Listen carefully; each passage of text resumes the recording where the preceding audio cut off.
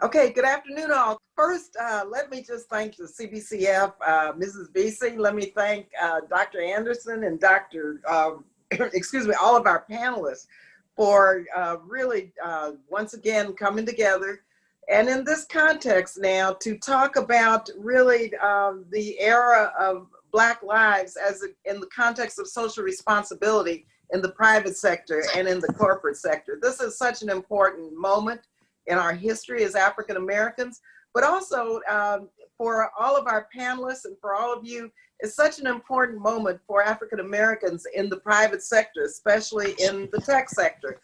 As you know, I have co-chaired Tech 2020 for the Congressional Black Caucus, along with my colleague, Congressman G.K. Butterfield, for I think it's over 5 years now. And so we have worked with all of you on so many aspects of racial equity and racial justice in the tech sector. We spent the last 5 years bringing together the best minds of the tech sector, nonprofits, our educational community, public sectors, and we put everyone together along with Reverend Jackson and Rainbow Push to chart a path forward to increase African American inclusion at all levels in the tech sector. And so our panelists here have been phenomenal. We've met and we've worked with all of you over the last umpteen years. And I just want to say thank you for being with us today, but also for the work that you're doing, because we're seeing a lot of progress. And it's because of you that we're seeing this progress. But of course, we have a long way to go. And so just thank you. I salute you. And we look forward to the discussion today. And today, we're going to have a discussion about, as I said, corporate social responsibility in the era of Black Lives Matter. But all of us know, all of you know, that the era of Black Lives Matter has been for the last 401 years in this country. And so as African Americans, all of us get it. But now with the horrific murder of George Floyd, an unarmed Black man, and many others, while in police custody, videotaped. This sparked protests across the United States. This came at a time when many communities were already dealing with the economic and social impact of COVID-19 as it relates to the horrible disparities as it relates to African Americans and people of color in terms of the transmission of the virus and in terms of the deaths. Companies from all across the world recognize Juneteenth as a holiday that commemorates the end of slavery after the killing of George Floyd, which set off an urgent national conversation about race, which all of you have been having forever, which we have been having, which the foundation has been having, and the Congressional Black Caucus. And so now we see that companies are, beginning to get it. Usually, they're fairly quiet in moments of public unrest and hesitant to take a political stance. But since the brutal murder of Mr. Floyd, businesses of all kinds have expressed solidarity with protesters, donating millions of dollars, and two organizations dedicated to racial justice, and have vowed, mind you, vowed to change their office cultures to be more inclusive. The issue of racial inequality, of course, is not new, but the reactions from corporations, that's fairly new. A huge number of demonstrations calling for justice and change, among them customers within the supplier and shareholder space. That's put the onus on corporate leaders to show how their policies are contributing to a more equitable and inclusive workplace, and really dismantling those systems that have been systems that have included systemic racist policies. And we know that. And so COVID-19 again has exposed the destructive and overt impact of the history of racism in the United States. Decades of structural racism have prevented many Black and brown families from accessing quality health care, affordable housing, and financial security. And the coronavirus, this crisis, this pandemic is blowing these disparities wide open. So we see a pandemic upon a pandemic upon a pandemic in the African American community. As we grapple with the economic fallout of this pandemic, it's important that we continue to hold companies in the private sector accountable. The economic mobility and access to the modern economy of all Americans, including African Americans, must acknowledge that that systemic racism is in really the DNA of this country, both in the public and in the private sectors, and the race neutral policies that they just won't work. They just won't work. And so we need to hold companies responsible in taking strategic steps to recruit more Black professionals, ensure Black employees have equitable opportunities for advancement and promotion, and also routinely assess the workplace racial climate and cultural climate so that meaningful actions are taken to improve it, to make sure that it's a workplace environment that values and welcomes African Americans, because we learned over the last 4 years that oftentimes African Americans feel isolated, and so many issues once hired become overwhelming, and then they in many ways leave because of the unfortunate, and many told me, hostile environment. And so we've got a lot of work to do, but I want to just say to all of you, thank you again, because this is going to take yourselves, policymakers, entrepreneurs, investors, and our community to really continue promoting and advocating for equality for Black people in their organizations and nationally. And this is something that you all know we've been working on for years and years and years. And so I think this moment now has crystallized why you all and all of us have been working for this. I'll conclude by saying that if your companies take positions on legislation, if they do, I would encourage them to look at HR 40 by Congresswoman Jackson Lee. It's a bill to ensure that we look at reparations and begin to develop reparations. And I would also ask them to look at my bill, HR 100, calling for the establishment of a Truth, Racial Healing, and Transformation Commission, because over 40 countries, after brutal genocides, slavery, crimes against humanity, they have these historical reckoning moments where the historical context is brought forward to begin to move the country forward to heal toward transformation, which of course for us would be reparations. But America has never done this before. And people do not connect 401 years ago to what is taking place now in systemic, as it relates to systemic racism. So if your companies have political groups that take position on legislation, whether it's Democratic or Republican, because I know, it could be bipartisan or nonpartisan, or should be, then I would encourage you to ask them to consider these two bills as they move forward. So thank you again, and I want to thank our panelists for being with us, and really look forward to this discussion. First time in this virtual space, but hopefully we'll connect, and the silver lining is we're connecting with many more people throughout the country. So thank you all again. Thank you, Mrs. Beasley. Thank you, Dr. Anderson.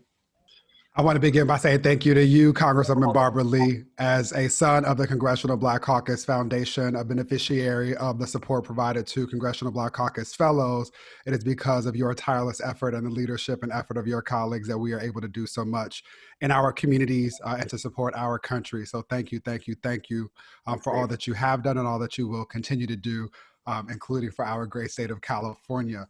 With that having been said, for those who I have not had the pleasure of meeting in this virtual space, for those who are tuned in, my name is David Johns. I'm the Executive Director of the National Black Justice Coalition.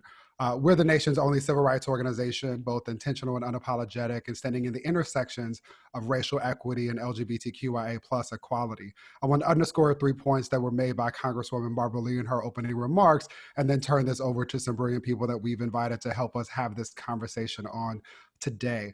The first to acknowledge that, as was mentioned, this is a moment in the much larger movement, the protracted movement to ensure that people value Black lives. I want to be clear about that because there are too many people who think that these conversations and policy efforts just began this year. And we all know that that is not the case. In addition to what happened to our brother George Floyd, there were the more recent murders of Ahmaud Arbery and Breonna Taylor, and the less known and discussed murder of Tony McDade, a Black trans man who was murdered by the police in Tallahassee, Florida, that have inspired so many more people to join us in this effort. That is the second point.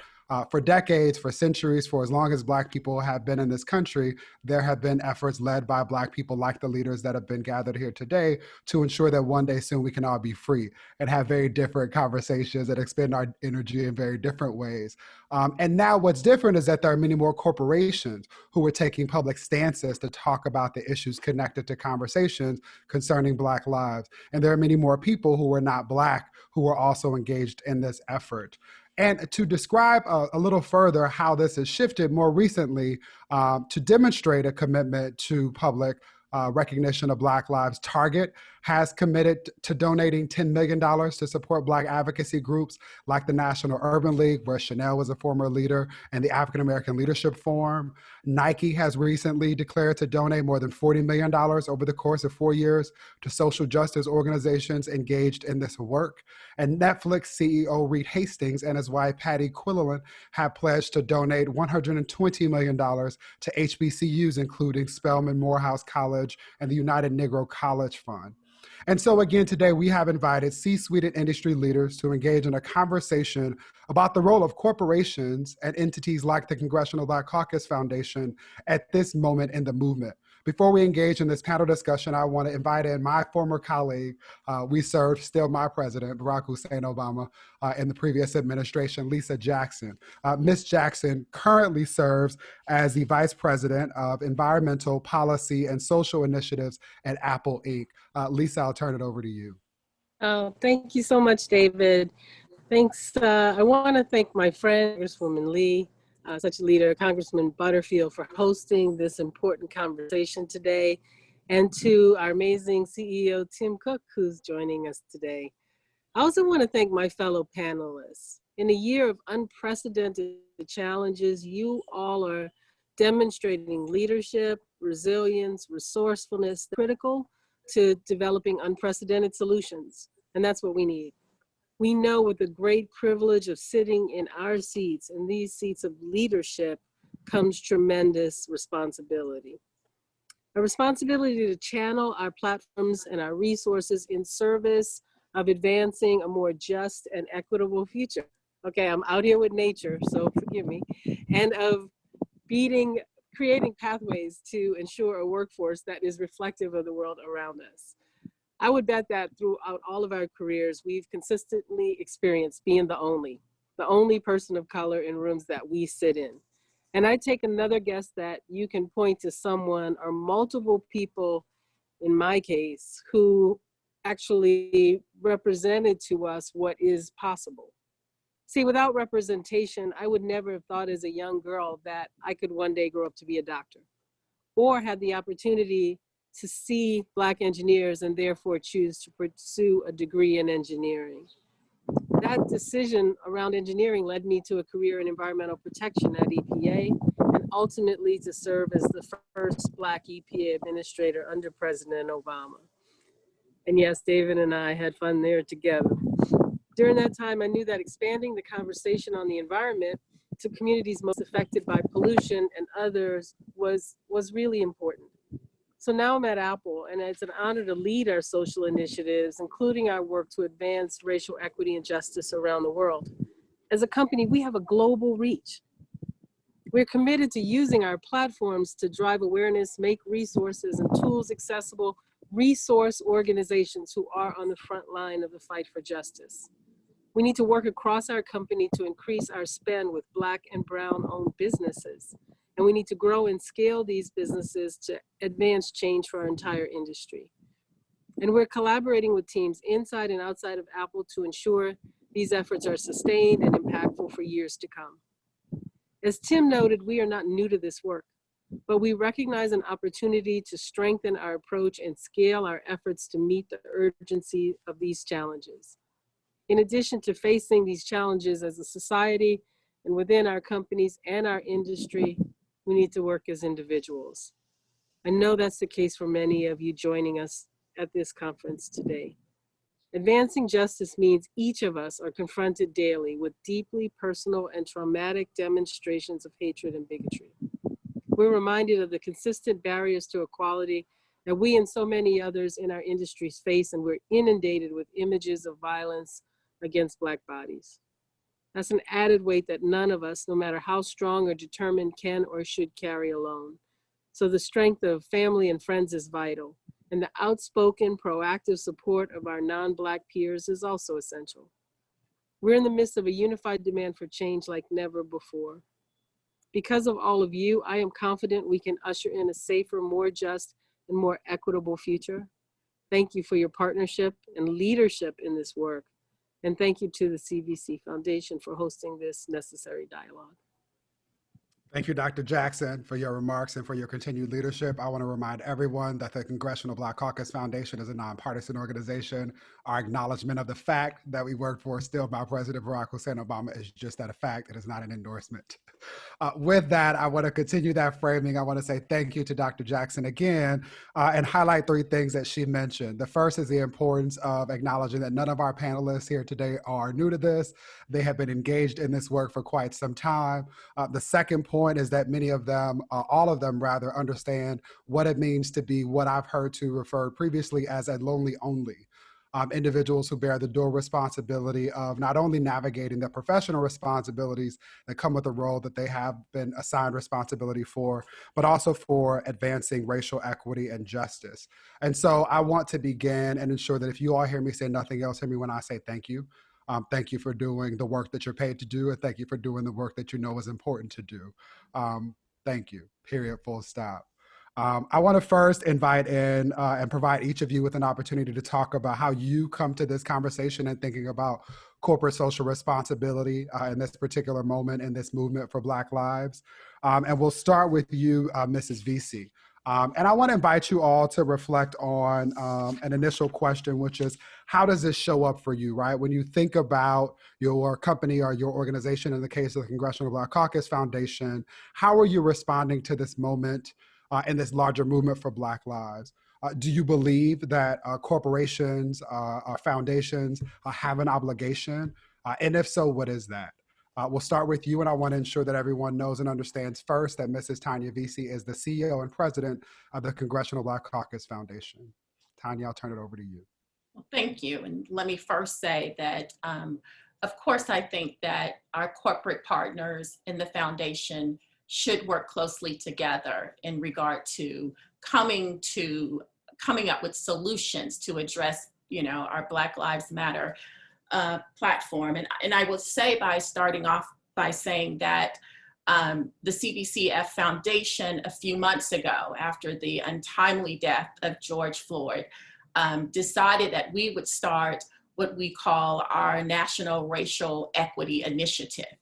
I will tell you that that became a reality because our phones were ringing off the hook from our partners saying, what can we do to help? And so we quickly came up with a solution. And I will say that many of you that are on this panel today have quickly responded to that solution. That solution was, how do we continue to create opportunities to develop young, gifted Black leaders? And so one of the things we wanted to do was to start a fellowship program. And we just recently named that fellowship program, the John Lewis Fellowship Program. And so we are providing opportunities for individuals to be able to work on Capitol Hill and work on those issues that are important to moving the Black community forward. We also understood the importance of scholarship opportunities. So we will be rolling out an endowment, a $50 million endowment goal that we have, that we will be working with students that are attending historically Black universities. And we will be providing scholarship opportunities for those students, aside from the $1 million or so that we provide each year. The last piece of that was to make sure that we were a part of research and policies and solutions to incarceration issues, education, access to healthcare. So we will be looking at social justice and how the foundation, as well as working with members, how can we make sure that we create public policies that will move this community forward? I will tell you that we cannot do this work without the help and the partnerships of our corporate sponsors. They have been very generous in regard to supporting those efforts, and they quickly responded to the need that we had identified. So I'm excited about the opportunity to continue to partner with those, not only on the panel, but the hundreds of sponsors that we do have and partners that we have.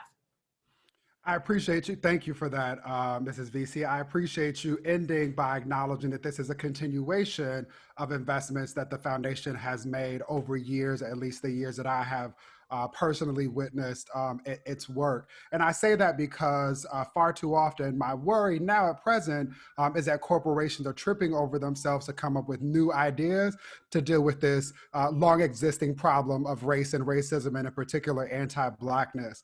And so with that in mind, I want to tap in you, Mr. Pierre-Louis, and ask, what does this work look like for you and your colleagues?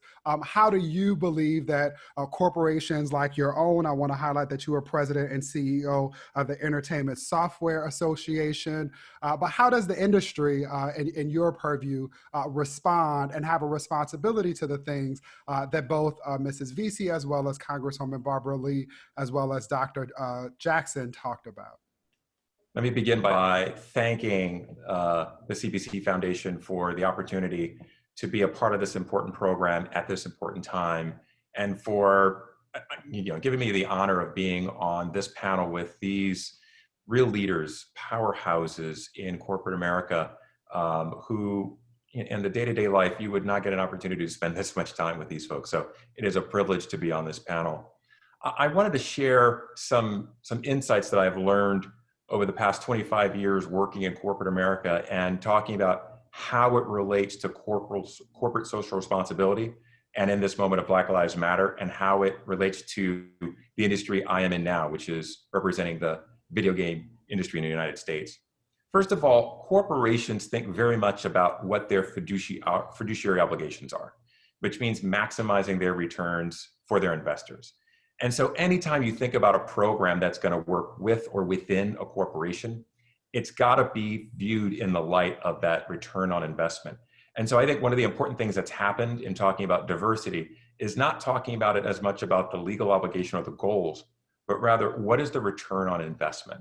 And in our industry, we've seen what that means. So senior corporate leaders can look to see what is it about committing to programs that will help them. Well, we are a combination of technology and art, which means we need people who can both speak to coding language and engineering, and people who can speak to narrative and storytelling. And that's our way of growing the pie. So when you talk about investing in underrepresented groups and in our communities, it means expanding the pie for opportunity in terms of job investment and talent, as well as storytelling, and increasing that audience for people who want to consume that. And I think once they view it in that light, it has impact. And that's what we've seen, is that the more people talk about it in terms of actually enhancing your product, the more they feel like this is an investment that has to happen. And that's been a critical turn in our industry, but also I think in a lot of industries as you start to talk about it. I think the second thing is every corporation has its own culture, its own personality. And so you've got to tap into what it is about that entity that makes it work, because that's the entryway in. If you're simply trying to graft on a program that is not endemic or organic to that organization, it just won't be sustained. So before I came into the video game industry, I spent time in the music industry and then in film and television. And that latter part of my career, I was at Viacom CBS, which owns BET, MTV, Nickelodeon, Paramount, and a host of other properties. And they were unlike other media companies. Part of the ethos there was social justice. And so if there was something going on in the world that had social impact, that was part of their culture. I remember in 2010, when that horrific earthquake impacted Haiti, Viacom was the first one out to say, we're going to put on a fundraiser, we're going to block all our channels off, and they got other channels to follow suit. And they spent like several hours raising funds. And so when there are programs that have to do with inner city schools or what have you, those are things that are endemic to them. But that's not true of every company, and that's okay, because different companies have a different sensibility, and tapping into that, I think, is critically important. I think the third thing about corporations is they like to have impact in a very unique way. They don't necessarily like to join the group. They like to find ways of having a real deep impact, because that means that they've distinguished themselves, and it drives internal morale, whether it's with the senior leadership team or the employees who want to volunteer. And so it's a matter of tapping into that. I think one of the things about working in today's moment is that there are new opportunities to tap into something that we're all feeling. And that's true of my industry. My current industry, the video game industry, was not one that weighed in on political matters in the past on issues, but something about this moment drove them to speak out, and each in their own voices. So you had a host of companies putting out statements, contributing financially to civil rights organizations, and now looking at what they can do within our industry to ensure that we're creating new opportunities to increase pipeline, increase retention, and increase senior leadership within the companies. One of the things you saw happen recently was Microsoft, one of our member companies, which owns Xbox and a host of other important video game properties, has made a commitment company-wide to increase their commitment to diversity. That means for them committing $150 million additional dollars to social equity causes and doubling the number of senior and leadership Black talent within the company. And they want to do that by 2025. So you're seeing a lot of companies come out in the open and talk about the fact that not only do they want to make a change, but they want to be held accountable. And more, I think that's what's going to drive a difference in the marketplace for more diversity and more opportunity, particularly for underrepresented groups, as we have been for so long. I want to tap in Mrs. Chanel Hardy, my friend and someone who I celebrate as a leader in this work. But before I do, Mr. Pierre-Louis, I want to invite you to say a little bit more about how social justice leaders who are watching this today might be able to access those resources provided by Microsoft or any of your other companies. Well, I think one of the most important things is to have a passion for what we do, because one of the things we look for, and I think a lot of industries are this way, is we look for people who really understand and want to be a part of our industry. And it comes off like either you're passionate about it or not. So I think the first thing is understand that in this moment, you've got to direct your passion where you think it's the most important area for your development. And then I think beyond that, it's about looking for how we partner. And so with Microsoft, you're probably going to see quite a few opportunities, not only within the company itself, but with the people with whom they partner. I know we as an industry overall are also looking for opportunities of working with a host of different organizations and making that available more widely. So I think more and more you're going to see a change that happens because everyone is not only feeling this moment for now, but they feel like it's going to be sustained. Yep. Chanel, I want to tap you in and acknowledge that you have been in the arena in a number of ways, as a classroom teacher, as an advocate on Capitol Hill, as someone who worked in the administration, who previously also served with the National Urban League, and you're now serving with the global leader, Google. How do you think about two things as it relates to this conversation about this moment in the movement for Black lives? The first is Brother Pierre-Louis' acknowledgement that corporations often separate what they will identify as a social justice issue or cause from what they will identify as ROI, return on investment, or bottom line. And for me, what often is erased is the story I heard some time ago about engineering teams when attempting to make airbags on cars, who were designing them for mostly white male engineers before they leaned into diversity, which invited in women and other what they at the time considered minorities. Technically, we're a global majority, but this resulted in airbags that fit a wider array of people, and also cup holders being introduced into cars, right? So for me, an example that we always win whenever teams, countries, communities thought is diverse. So how do you again think about a company's responsibility, if they have one, to social justice? And more specifically, can you talk about some of Google's more recent commitments and what they might mean as we think about all of this? Well, thank you, David. It's an honor to join this conversation. Of course, Congresswoman Lee, always wonderful to see you and to participate in the conversations that you pull together. and of course, Mrs. Vesey, and the work with the foundation and my other co-panelists. And of course, have observed David's leadership and partner with David on leadership, his work for many years. You know, as I think about that question, it's actually one for which I feel I've been trained for many years in the pursuit of civil rights advocacy. I remember one of my colleagues before I came to corporate, and she was a precious person who had devoted her entire career to advocating for anti-poverty programs. And she had put together some talking points that she wanted to take up to Capitol Hill. And they did not have any, the talking points did not include anything that went beyond these are the statistics about how people are suffering. And I had to explain to her, those statistics are extremely important and compelling, and it's an incomplete effort if you're going to equip policymakers with the information that they need to make a decision. Because the truth is that there's many, many factors for decision-making in our policy climate. And so when I came to corporate, what excited me and energized me about tech in particular is that there were so many areas I saw and continue to see of alignment between what we need as a Black community and what the company and the corporate sector needs. So for example, we can talk about, and we do talk about at Google, social impact in terms of values. They tie in with our values to respect the user and respect the opportunity and respect each other, and that's incredibly important. And we can also think about it in terms of business imperatives, because as a global company, we've made commitments to global human rights and business principles, which means that we're required, we've publicly committed ourselves to incorporating human rights into our work. And it also means that, to your point about how you develop the best products, we know that diversity ensures that we're going to have the best products and that we will avoid self-inflicted wounds because we don't have the right type of diversity at the table.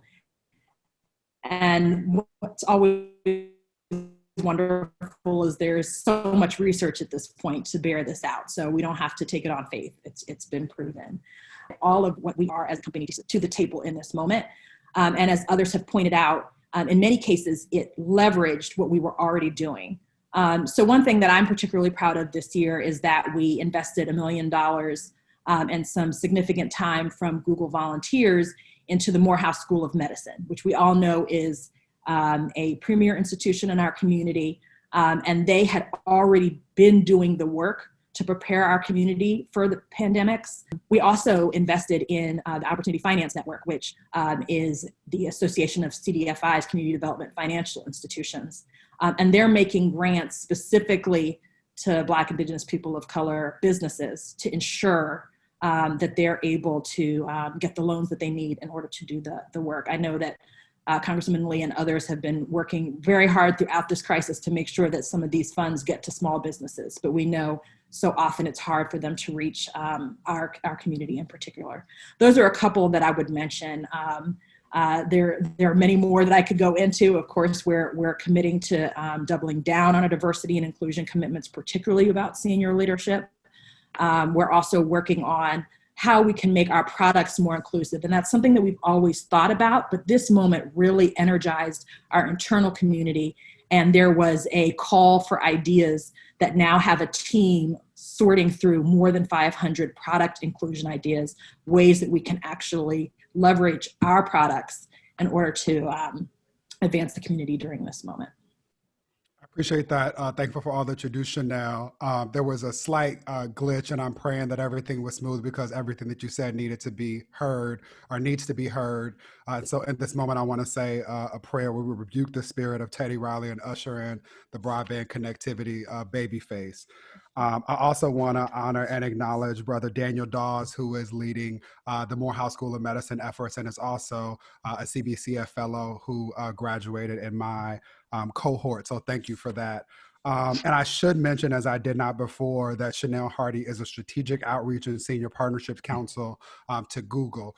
Brother Hart, last but certainly not least, I want to tap you in. For those who don't know, Brother Hart is the president of United Airlines Holdings Incorporated, and United is a large global employer and company much like Google. I want to invite you in to reflect on what you've heard thus far, and also to share what you see as a company like United's responsibility in this particular moment of acknowledging that Black lives have always, but still need to be underscored as mattering in our economic, social, and political context. Thank you, David. I appreciate that introduction. And I'm just grateful to have the opportunity to share this video conference with these panelists and with Congresswoman Lee and the good folks from the Congressional Black Caucus Foundation. We have a great relationship with the foundation, and we look forward to continuing that through the years. You know, David, interestingly enough, I am now about 100 days into my role as president of United Airlines. And I started this role 3 months into the pandemic. And I think, as most of the people who are watching this know, pandemic has had a horrific impact on our industry, on United Airlines, and in particular on our people. But when I started, it was also 5 days before the murder of George Floyd. And at the time that I was appointed president, we also appointed a new CEO. So it was an opportunity for us to take a step back and to think about what kind of company we were going to be going forward. And it gave us an opportunity to step forward and say, you know what, we're going to speak loudly, and we're going to engage in the best possible way that we can in making change across society. And we started that with internal discussions at United, but we also took the further step of just simply putting everything that we're doing internally across our company on diversity, equity, and inclusion front on hold, so that we could absolutely review it from top to bottom. And what we found is that there were some areas that were working well, and there were some areas that we needed to treat differently. And we needed to treat it like a transformation. You know, corporations are terrific at identifying strategic initiatives that are important to their bottom line and pursuing them without limitations, putting all the resources necessary behind it, figuring out the most difficult questions of our time. We have to treat these issues in the same way. And that's what we're doing here at United Airlines. We have formed a new Executive Diversity Council, which I'm leading along with our CEO. Every member of the C-suite is a member of that committee. There is ownership and accountability. We are putting a new structure in place.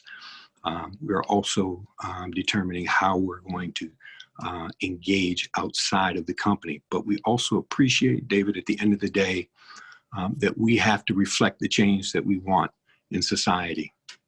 So we recognize that internally we have to be better, and that internally we have to remove any impediments to success that Brown and Black people may have in the hiring process, in the development process, and in the promotion process.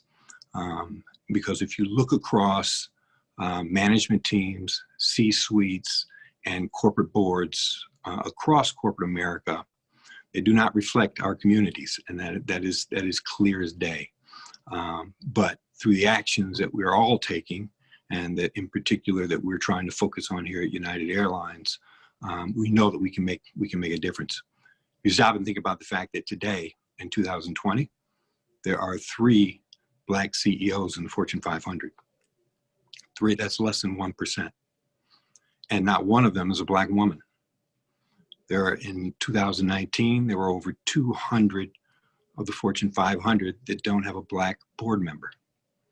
And it took almost 100 years for the airline industry to have a Black president. So I think we have to be really realistic about what we've done up to this point in time to contribute to where we find ourselves. And we have to be willing to have open and honest conversation and to treat these imperatives the same way that we treat our most important business issues and strategies. And we need to transform them. Let me say thank you to each of you for helping to frame this discussion and providing lots of avenues for us to further pursue. And to you in particular, Brother Hart, I want to say thank you for helping to paint the picture and to draw parallels between the very public and popular conversations people might be more inclined to be having right now about police brutality and the trauma of Black lives as demonstrated publicly in those moments, and the lack of diversity that exists in corporate spaces. I think too often people don't think about those as being maybe two sides of the same coin, or at least very much a part of the same protracted struggle for civil rights. Congresswoman Barbara Lee, I want to acknowledge that you're still here. Your time is exceptionally privileged and valuable in this moment. I want to say thank you for that. And I want to say thank you to you for helping to lead the Congressional Black Caucus and holding companies like Google and other industry leaders, many of them your constituents, accountable. And I want to ask you the following question. What do you say, or what have you said, as I imagine has been the case, to industry leaders, as well as to individuals who continue to believe that companies have no business in the business of social justice? Well, thank you. And let me just thank all the panelists. This has been a phenomenal discussion. And to Mr. Hart, boy, I can't believe this 100 years it took to get just to this point, which I think puts in context, historical context, the issues that we're talking about today, as well as why the movement for Black Lives Matter is so important, because systemic racism is part of the DNA of this country in the public and private sector. So what you're talking about, what you're doing each and every day is so important to break another one of these chains that we've got to break. And the companies, let me just say, the companies we've been talking with, and that's most of them, really say they understand it, right? We have our principles, which everyone agreed upon. We've met with the CEOs and the boards of the majority of the tech companies, and everyone agrees that this is a good thing. However, when it comes to the practice, I'm going to give you one example. There was one company that did not have any African Americans on the board. They told us, and we insisted, that the next board opening, we'd like for them to consider an African American for the board. Well, guess what? When we went back the following year, there had been 2 board openings, mind you, and they did not fill neither one of those openings with an African American.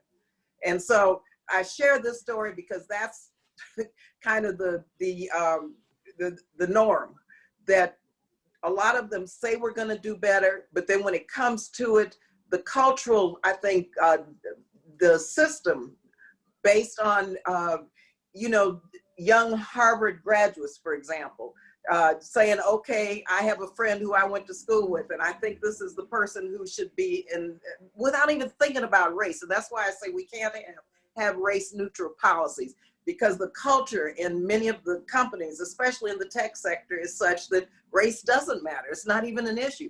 And so one of the, and we worked with Reverend Jackson on this, one of the ideas we've had in terms of social equity and racial equity is to stop using the language diversity and say racial equity, racial inclusion. Because when you say diversity, and we've asked for the companies to disaggregate their data, how many women, how many African Americans, how many Latinx, how many API, just disaggregate it. You'll see that the numbers, when it comes to African Americans, still are not where they should be. And so this has many legs, many layers. And so we've had, I think, the experiences we've had, now we must build upon, because now is the moment to put all of these issues together, the intersectionality of where the movement for Black Lives has brought us need to really be driven home with these companies. And so we're going to make our rounds once again with the companies and just see where they are. And we have to have that outside push, though, because you all and African Americans in these companies are doing a great job. They're doing everything they can do. And I can tell you from my experience, each and every Black person who I've met and who we've met, Congressman Butterfield and myself, have been done amazing work within a culture that is hostile in many respects.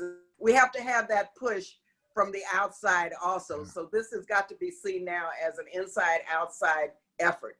And we have to recognize the movement for Black lives is part of who we are. And for those in corporate America, in the tech sector, we're going to do everything we can do to make your job as effective as I know you want it to be. Yeah. Let's stay in this space. Congresswoman Barbara Lee, you made me think about previous conversations Chanel and I have had thinking about Derek Bell's radical and racial realism principles, right, which suggest to us, as you described, that policies designed in this country in our great democracy, unless we are intentional, will benefit white people, right, for whom many of these systems have already been erected to benefit. And so I want to spend a little bit of time talking about accountability and inviting each of you to comment on what it is that individuals who attend ALC, who are supportive of the CBCF, and who are otherwise supportive of the things that you all value, that we all value, so that Black people can be free, can do to hold each of your companies and industry partners accountable. Let's start with you, Chanel and Britt, acknowledging again the size and footprint that each of your companies have. What are the things specifically that we should be thinking about in terms of holding companies accountable to ensure that Black Lives Matter is not just a media grab or a moment, but a part of protracted solutions? I want to also acknowledge that I'm asking this question, and it's not lost on me that Britt described a little bit of this. Too often, it is the responsibility, the additional responsibility, or actually the additional burden of Black people who work for companies to then sign on to ERGs or employee resource groups to then come up with these solutions. And so I'm thankful, Britt, that you said that everyone in the C-suite at United is taking on the responsibility of coming up with solutions to this. And my hope is that you, brother, are getting paid for doing this double work. So why don't we start with you, Chanel? We'll then tap Britt in, and then Brother Stan and Sister Tanya, if you all want to comment on this, we can open a whole space for that as well. So you raised the question of accountability and what those in our audience can do. And I think one of the things that can be done has already happened. And that is simply to demystify some of the issues that we talk about. I think that too often certain conversations benefit from seeming complicated. And tech is one of those things that could make people's brains shut off, right? It's like, oh, it must be complicated. You're talking about algorithms. I don't know what that is. But we know as a community, we have many, many years of knowledge that's relevant. So I remember having early conversations when I arrived at Google with colleagues who weren't sure that the civil rights community would be interested in topics that had to do with data. I was like, well, the civil rights movement largely was driven by a sophisticated use of data. So I think that whether or not we have a bunch of statisticians in every civil rights organization is beside the point. They will have many meaningful insights to contribute. And so I think it's really about providing that cliched proverbial seat at the table, and then folks being willing to step in and not be intimidated. And so I think one of the important conversations that we've been having right now is just what will the rules of the road be around how we speak online, how we get across our point of view. And this has been something that I've been particularly passionate about because part of what drew me to Google, which owns YouTube, is the ability having the ability to create your own online videos and put them out there for others to see, how that empowers us as a community to tell stories when we still are struggling in many cases to get our stories told. And as we even are mourning Chadwick Boseman right now, recognizing just how singular his career has been. And the fact that he was our first, major movie screen superhero, and how long did that take? And that now our children can get on a video on their phone and do something similar, right? And so part of the conversation is going to be, how do we advise those who will make the decision to say, how do we create the rules to prevent the bad stuff from happening? Radicalization and domestic terrorism, how do we close that off? But how at the same time do we ensure that we protect the content that we do want to protect, to make sure that the next Ferguson, the next Black Lives Matter, that we're able to continue to access these platforms that make these movements possible in so many ways. And so I think just educating yourself about the issues, speaking up, our industry leaders are paying attention. That's why we're all having this conversation today. And so just being empowered to speak up, I think, is one thing. And I think the other thing is to consider policy as a career path. You know, I think it's one of those areas that is obviously very near and dear to the heart of the Congressional Black Caucus Foundation. There's still so many roles in the tech policy space specifically, whether you're talking about the agencies that have jurisdiction, whether you're talking about Capitol Hill, whether you're talking about the companies themselves, where we need talented Black individuals to come on in with their perspective. That's one of my proudest achievements at Google, is creating a program to bring in emerging leaders of color who can really connect those dots between what's at stake for our communities and tech policy. Obviously, David's part of that program. So I think that those are a couple of key areas I would raise. Before you mute yourself and preferably pass the mic to Brett, will you name 3 members of the Next Gen cohort that people might want to follow to become more facile with technology or technology more generally? There's so many superstars. One I would mention is Francella Ochillo, who is the executive director of Next Century Cities, which is an organization that is focused on helping local government leaders who are seeking to address the broadband gap, which is certainly very, very foremost on many of our minds right now. She's an incredible Black woman leader who is doing important work and has a tremendous amount of expertise. Another I would mention is KJ Bagchi. He's at the New America Office of Technology, Open Technology Institute. He formerly was at Asian Americans Advancing Justice and formerly was on Capitol Hill. But he is also very focused on issues, particularly around content moderation, some of these issues that I've raised. And one more I would mention is Angel Diaz, who's at the Brennan Center. And he is an expert in kind of the bucket of issues around privacy and security and implications for communities of color online. So those are just a few I would mention. Awesome. Again, highlighting the importance of investing and building the pipeline so that we can sustain these wins that people are investing in over time. Brother Hart, how are you thinking about accountability? And in particular, how would you invite in participants of this virtual annual legislative conference to support ensuring that United and its partners are more involved and invested in this work over time in perpetuity? Yeah, David, look, transparency and a willingness to have a conversation is absolutely key in this area. Look, I have spent, as I mentioned, it's been about 100 days since I've been in the office of president. I've spent the last 60 of those days systematically calling every member of the CBC. I might be about halfway through by now, but I will get all the way through, and I will speak to every member of the Congressional Black Caucus. And the purpose of that is to say, I am here. And I want you to know that I'm here, and we want to have a relationship. We want to hear from you. We want to talk about the issues that are most important, both in our industry, but also in the country and in our communities. And we want to have a connection and invite conversation that we haven't had before. And just to be clear, and I spoke to Congresswoman Lee probably a week ago. She was gracious enough to take my call.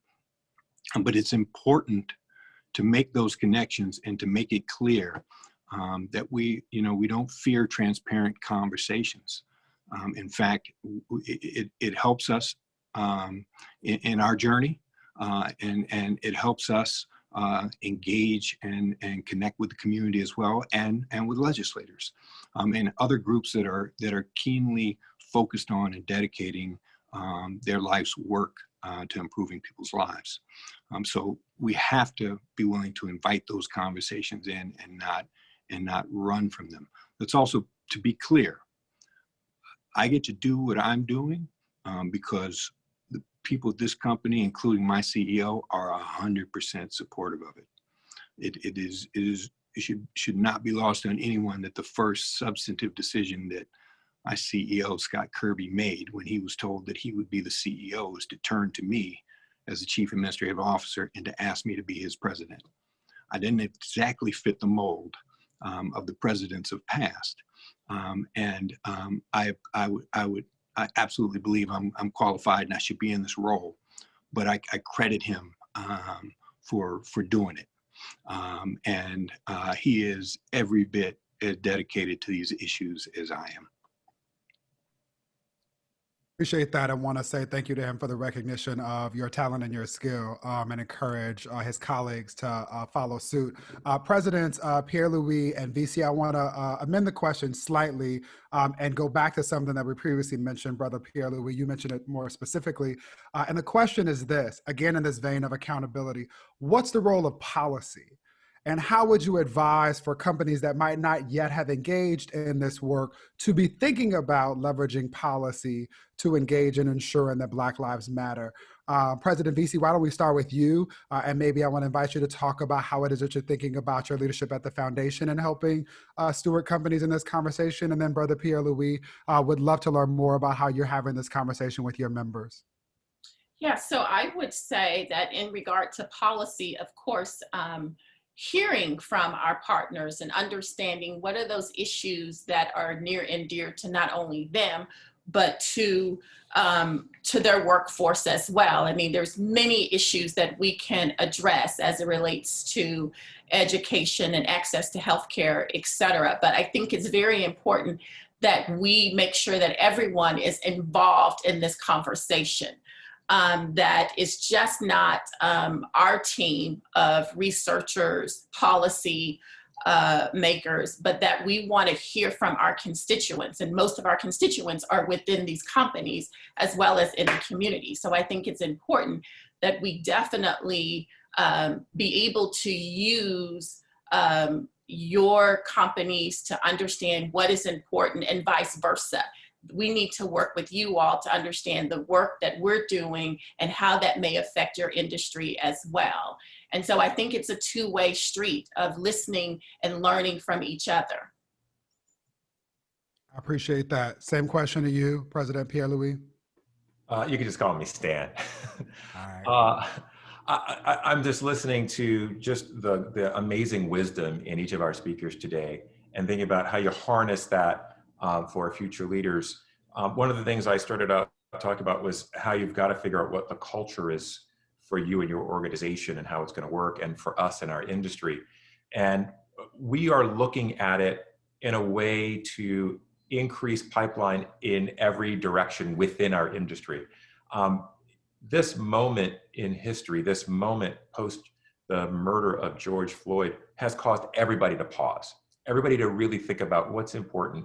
Everyone put out statements, and now it's a matter of how do you back up those statements with not just accountability, but with real investment. And I think for us as an industry, we want to find something tangible and something that we do well. And so I think while we will probably be part of larger efforts, what I see us really doing is trying to figure out how do we work with organizations and schools, including HBCUs, to increase interest in our industry, but also to tap the talent so that people are excited about coming to work with and for us. And that means creating those opportunities. And it's gonna span every level. So we're probably gonna be looking to figure out how to work with people before they're in college, how to work with people who are in college, but equally important, and this speaks to something that Brett talked about in his opening remarks, how do you make sure that within your own organization, you're increasing the pipeline for growth and for leadership? And that is sometimes lacking in a lot of organizations in figuring out how are you going to take care of home? And that means pausing. And really importantly, again, to something that many of our speakers talked about, having leadership direction at the top of the company, because so much is influenced by the senior leadership of the company saying, this is important. And if this issue is viewed, the growth of racial equity, to use Congresswoman Lee's words here, not diversity, but the goal of increasing racial equity is important to a company, then they will not only talk about it at the top, but they will also model it. You know, one of the things I'm proud of at ESA where I work is we have had just racial equity and gender equity in various ways in a very natural, organic way. We're a smaller organization than a large corporation where you really have to think about it in a more intentional fashion to create those opportunities and to check yourself and say, are we doing all that we can as an organization to really model what we say our values are? And I really do feel this is a moment in time where everyone is stopping and pausing and thinking about what's happening. Everyone in corporate America seems to be reading the same books about what racial equity means, but now they've got to put that into action. And I think this is a moment where if we continue that sustained effort, both from internal to the corporations, but also what we're talking about here, working with our public policy partners, with our members of Congress, that's what's going to fuel the change, because this hasn't gone away. And it's been a few months now. Everyone probably thought this is a momentary thing. And when I talk to our member companies, they are amazed at the length of time this has gone on and empowered by it. Let's make sure we use this as fuel to use this moment. And I think that's what's important for all the people who are watching this is you've got an opportunity to maintain that momentum within your organization, whether from the inside or outside. This is an important time to sustain that effort. Yes, I hear you say let's lean into and embrace what may come from the disruption caused by COVID. And I want to underscore, as we're having this conversation around the anniversary of the 15th year after which New Orleans was decimated by Hurricane Katrina, that much of what we're talking about is not new. That much of it has been exacerbated by the most recent novel coronavirus, but that these challenges have existed for as long as Black people have grappled with racism, anti-Blackness, white supremacy, and its vestiges therein. I want to ask a question to each of you, the panelists. There's going to be 3 parts, and so I'm going to offer it to you if you want to write it down. And then I'm going to tap in Congresswoman Barbara Lee as you're thinking about your answer. And the question I want to ask is very much tethered to acknowledging that the Congressional Black Caucus Foundation is committed to developing and supporting the next generation of leaders. And it is why I continue to talk about and celebrate being a proud member of the Congressional Black Caucus family, having served as a Congressional Black Caucus Fellow. And so the question that I want to invite each of you to answer, and I'll start with you, President Beasy, is how is the Congressional Black Caucus Foundation, and to each of you that answer thereafter, how are your companies working to increase opportunities for Black students, candidates, and employees? The second part to that question is, what are ways, this is for me the hidden curriculum, the things that people don't often talk about that you don't get if you don't have access to the Harvard network or the things that come via privilege. What are ways for Black students, candidates, and employees to succeed at your companies and in the industry? And then third, given your experiences, are there lessons or words of wisdom or encouragement that you can offer when you are particularly mindful of the challenges that COVID present? So it's a 3-part question that is essentially anchored in, what would you say to young people who are watching this today and want to sit in the seats that you occupy or follow in the paths that you all have blazed? As you each think about that, Congresswoman Barbara Lee, I want to say thank you again for your leadership, specifically around HR 100 and the Racial Healing and Transformation Commission. I spent a lot of time talking with my brother, Dr. Marcus Anthony Hunter, who was a professor at UCLA, who has done a lot of work to help us think about the role of reparations in reclaiming that which we are owed, in the spirit of Rihanna, pay me what you owe me, right? And so I want to invite you, Congresswoman Barbara Lee, as you all are thinking about your answer to that question, to say a bit more about the bill and maybe why companies and or individuals who are watching this conversation today, why they should support it, why it's important for us as a community to be engaged in that work. Thank you, David. And I'm glad, you see, this is the space now that we're in, where the movement for Black lives and the brutal murders of Mr. Floyd and others have brought us to be able to discuss this within the private sector, within the corporate sector. So thanks for bringing this up. My bill, HR 100, and Congresswoman Jackson Lee's bill, HR 40, they go hand in hand. So let me just kind of explain why this is so important. First of all, with regard to HR 100, Truth, Racial Healing, Transformation.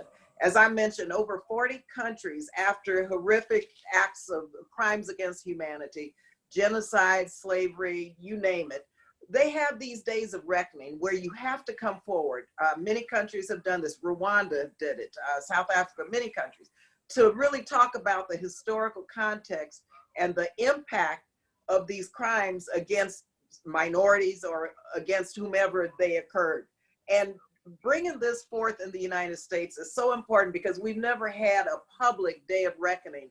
We have never said in terms of the history of this country, 401 years ago, from slavery till today, we've never had the historical connections and the trajectory of what has happened as it relates to the Black clothes, slavery, segregation, Jim Crow, lynching, and how that's connected to today. And what's important is that we have this truth-telling moment, this commission to put forth these crimes, because we want to make sure people understand it's not about them individually. It's about a system of government, policies and laws that disenfranchise African Americans through the generations in terms of wealth, in terms of education, in terms of healthcare disparities, you name it. And so it's the system, not the personal responsibility, but it's governmental systems that have to be challenged. And so you go through this process, which countries have done, and you go through, oh yes, so this is what it's about, and try to bring people together, everyone. And then you move to transformation, which means you dismantle these systems, these systemic racist policies and programs that are everywhere. And now people are beginning to ask, well, why are so many, and my progressive white friends have asked me in my district, are so many Black people dying of COVID-19, the coronavirus? I'm saying, don't you understand health disparities? We've been fighting to close these disparities for 401 years ago. They didn't make the connection. And these are, righteous people who are on our side. And so the transformation is about dismantling all these systems and picking up HR 40 and talking about reparations. And again, not personal responsibility, but what do we do? How do we repair the damage? Because the damage has been done, and we see this, and the generational trauma we see with our young people. We see this in so many aspects of our life. And so this is a big deal. And companies need to begin to talk about this within their context, because no one's going to get away out of this discussion anymore. And I think our young people have made sure they know that no one's going to get away with this anymore. And so these two bills, HR 100 and HR 40, are extremely important to racial equity in the tech sector. Because if we don't embrace this historical context of how we got here, we'll never acknowledge systemic racism exists, and we'll never acknowledge that we've got to have racial equity and racial justice in every aspect of our country and every aspect of corporate and the tech sector. Appreciate that. Encourage everyone to look up those bills and find ways to support them, including by calling your elected officials and making sure that they have co-sponsored and are committed to supporting the advocacy of Congresswoman Barbara Lee as well as Sheila Jackson Lee. Final question again to each of our panelists. Congresswoman Barbara Lee, I invite you to answer this as well, given your legacy and particular commitment to ensuring that we support the social needs and the mental health and well-being of our babies. But President VC, we'll start with you. Again, my three-part question is, acknowledging all has been said about the transmission of trauma and challenges that our babies face, what is the foundation focusing on to prepare and create opportunities for Black students? What are ways that you think that they can succeed in policy-making spaces or in advocacy more specifically, and any lessons or words of encouragement that you'd like to offer? Thank you. Well, I first would start off by saying that, people of color account for about 38% of the US population, but only 13.7% of top House staff members. And so one of the things that the CBC Foundation does, and I believe we do very well, is create that opportunity. So we put over 100 interns on Capitol Hill a year. So that's a big number. We also put about 10 to 12 fellows on Capitol Hill as well. And so as we continue to look at ways that we can impact and create those opportunities for our young Black talented our partners, I would say, is that we are constantly looking for opportunities to add more internships and fellowship opportunities on Capitol Hill. But we also understand that being able to afford to go to college is also a huge obstacle for many of our Black students.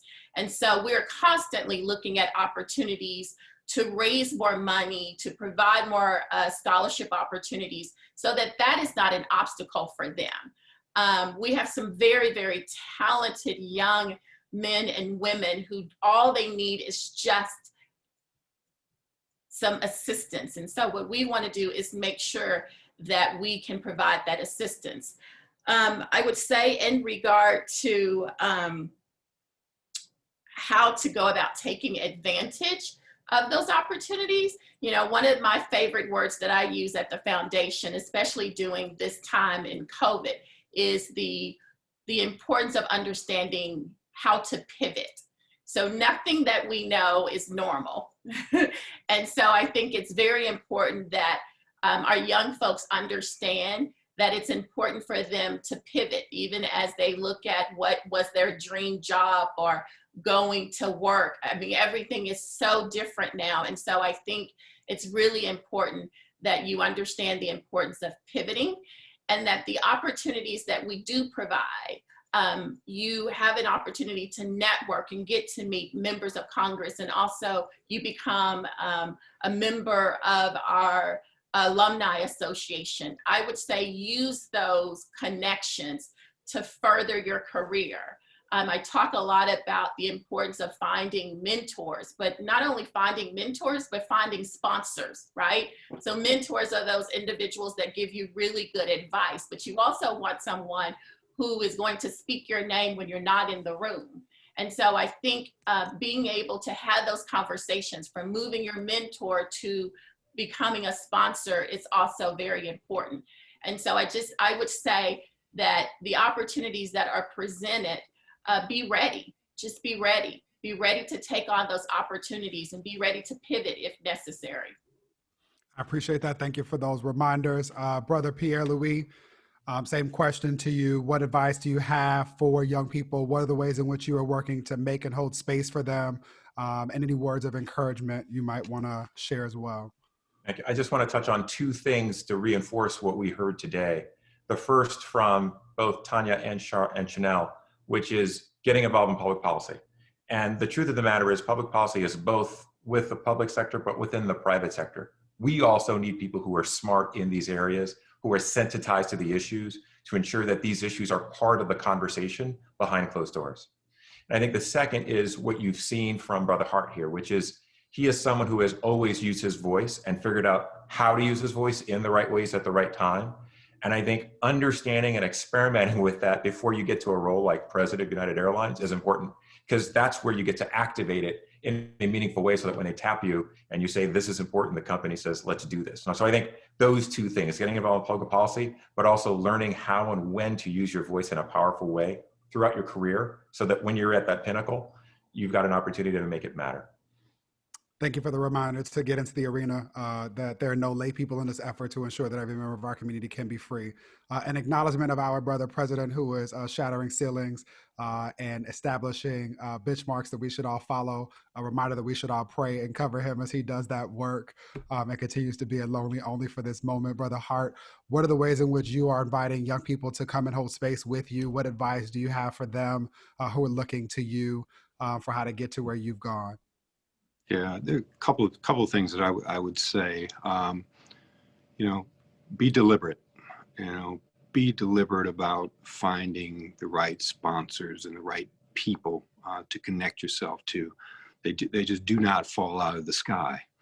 And those who you are competing against are very good at it. They understand the value of building those relationships, and they understand that the fruit from those relationships, they don't always come immediately.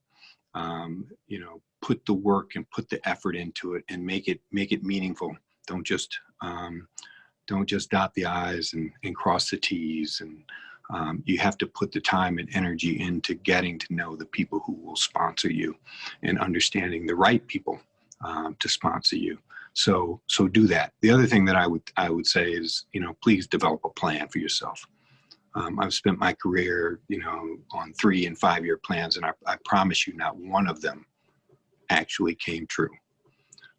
But the discipline and the process of doing that, and checking off the boxes, and believing that you're working towards something, even though God has a different plan for you. That is an important discipline, and it will serve you well throughout the course of your career. Also a reminder about the importance of listening, because as you were talking, I was like, wait, if the plans don't work, then why should I write them down? But of course, you delivered on the message and the rest of the service. So I thank you for sharing that message with us today. And the reminder to be strategic and deliberate as we do the work of working our plan. Chanel Hardy, ever grateful for your tireless effort, for all that you do, that people are aware of, and that you do behind the scenes. What are the ways in which, for those who don't know, that you are holding space for the next generation of young folks, and what advice do you have for those who are navigating these current challenges? I just want to plus one all of the really great advice that my other co-panelists have given, and I would just say Google is one of those places. It's large. There's too much for me to share. One place for young people to start looking is buildyourfuture.withgoogle.com. It's just a great resource for you to see lots of different pathways into a career at Google. And of course, we're doing a lot just to support STEM careers and opportunity beyond our company. And I would just say, in terms of words of encouragement, in addition to having a plan and being prepared, which cannot be overstated, having your skills so that you're ready whenever that moment of opportunity arises, it is that when you talk about COVID in this particular moment, I just don't believe in mistakes. And so, you were put here on this earth at this time, knowing that COVID would happen, and you have what you need to succeed. And so, like Brother Bozeman, identify your calling, make that a passion, and walk in it. Nothing that I have done in my career did I ever plan to do, but I did know I was passionate about my people, and I knew I was passionate about justice. And I prepared myself to be able to take advantage of opportunities that came before me. So I just encourage those who are looking and thinking about the future not to be discouraged. We have such a rich, rich legacy as a people, to Congressman Lee's points about looking back and recognizing the past. And there's so much trauma and terrible things that we've overcome. But the ongoing narrative is that we've overcome. And we will continue to overcome in this moment. Before I say thank you, so everyone knows what's going on in my head, we're going to end where we began, and the last word that you will hear on our panel will be those spoken by Congresswoman Barbara Lee, our leader. I want to take the personal privilege of thanking each of you providing me with the opportunity to facilitate this conversation. I think often about the emotional expenditure of energy that many of us go through as Black people.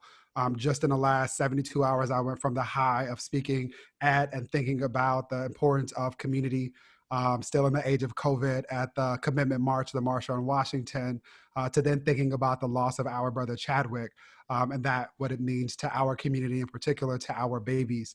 And so thank you to each of you for reminding me that the work that we do in different sectors and across arenas is all tethered together in ensuring that one day soon that all of us can be free. And so I just want to highlight again the importance of us all dreaming radical dreams, leveraging, as has been said, the importance of realizing that that which was otherwise identified as normal or traditional doesn't exist anymore. And we should leverage everything that is presented by COVID to hack new ways of thinking about persistent challenges to problems that plague our community.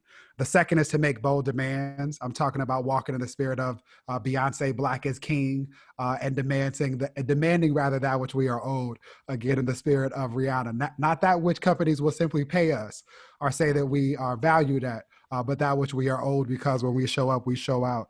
And the last thing is, and this is especially important for me as I think about our emerging and established leaders who are doing this work, the torchbearers, is to work strategically and collectively to ensure that we all get free.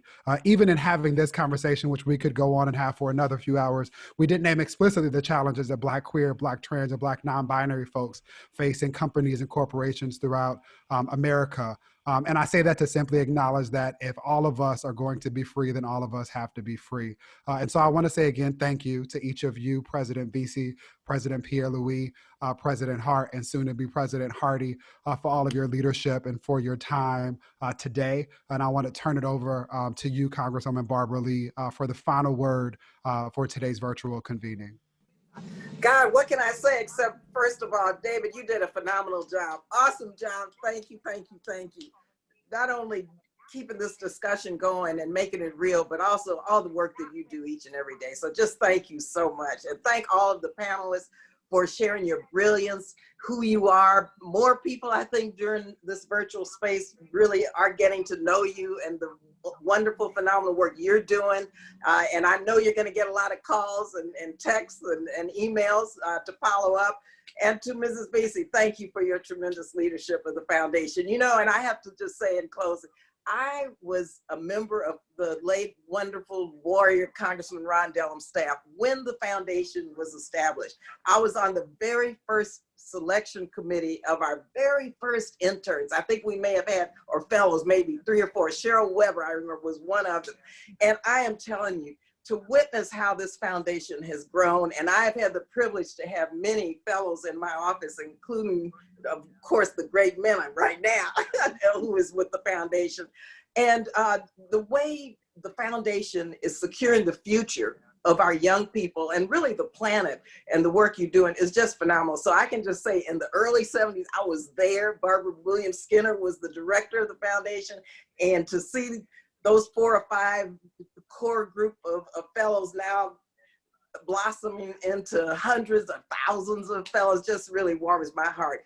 And I just have to just say thank you for being a foundation that really cares about our young people. That's the mission. And yes, the challenges of the past are still with us, and still we rise. And it's because of the foundation and because of all of you that we're continuing to rise and meet these challenges. And so I feel very inspired after listening to all of you today. And I know that the work of the foundation and our young people are going to continue until freedom is won and until justice is done. So thank you all again so much. Thank you. Thank you, Congresswoman Lee, and all the CBC members for your strong and courageous leadership. The Congressional Black Caucus Foundation has always answered the global call for action on equity and racial justice. I especially want to recognize the CBCF for their National Racial Equity Initiative for Social Justice. This work, centered in an equity framework with its evidence-based approach to developing solutions-driven policies, has enormous promise for reducing racial disparities that have been stoked by systemic racism and discrimination. I need to also applaud the business community for flexing their muscle and being deeply invested in lending their voice and resources to the racial and social justice movement.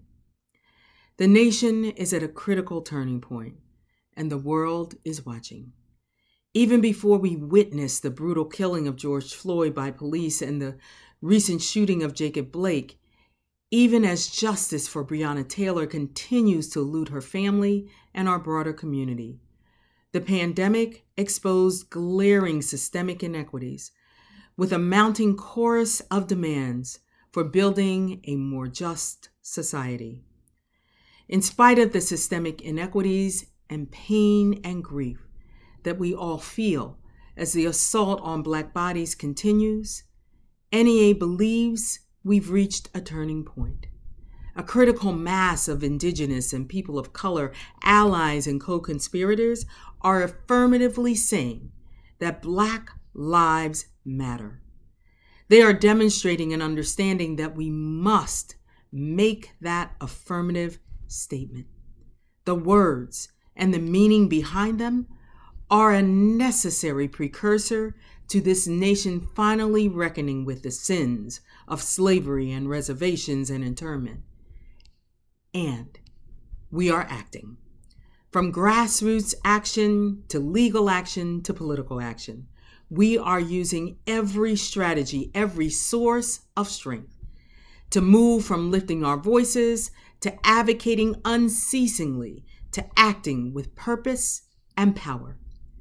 In 2015, the 10,000 delegates to our national convention pledged the NEA to use its considerable resources toward working to end the societal patterns and practices that have the net effect of imposing oppressive conditions and denying rights, opportunity, and equality based on race. And we understood that achieving racial justice would require more than time or resources. It would require the will of 3 million educators to change what's happening for our students. That work focuses on policies to end the school to prison pipeline, preparing, hiring, mentoring Black educators, and expanding all educators' professional development to include learning about cultural competence, implicit and explicit bias, and teaching a diverse curriculum that tells the complete, accurate, and honest story of America.